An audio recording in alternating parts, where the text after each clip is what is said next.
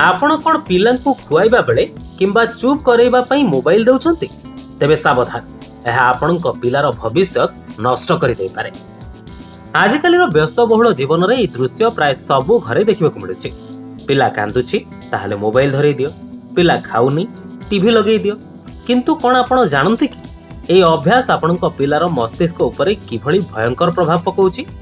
आजिर video रे हमें जानिबा विश्व स्वास्थ्य संगठन बा WHO अनुसार पिलांकु केउ बयस रे मोबाइल देबा उचित एवं केते समय पई देबा उचित।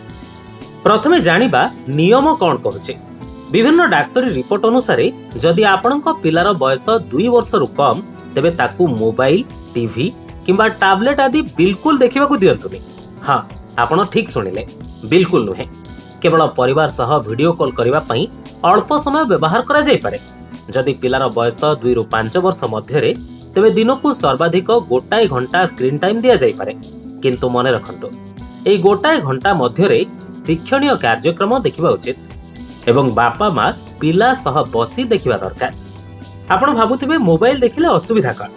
छोट पिलांक मस्तिष्कर विकास खूब द्रुत गति रे हेथाय।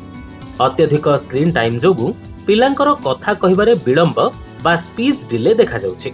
एहा छडा पिला माने चिड़चिड़ा हेबा, धैर्य कमिबा एवं निद नहेबा भली समस्या भोगुछन्ते।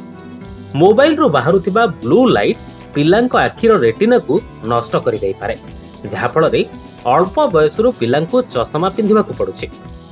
तेबे एहार समाधान कोन? प्रथम कथा, निजे मोबाइल व्यवहार कमांतु। पिला माने आपनकु देखि सिखन्ते।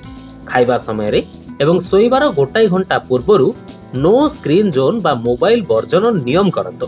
पिलांकु मोबाइल बदल रे रंगीन बही, खेलना किंबा बाहर खेलिबा पई उत्साहित करंतु।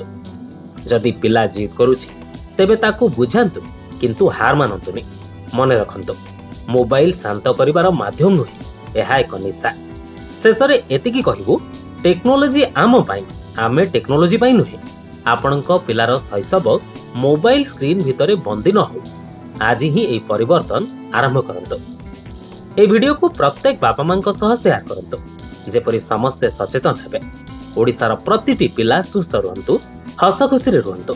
वीडियोटी भल लागिथिले लाइक करंतु एवं कमेंट रे जणांतु आपणक छुआ दिनकू केते समय मोबाइल देखे।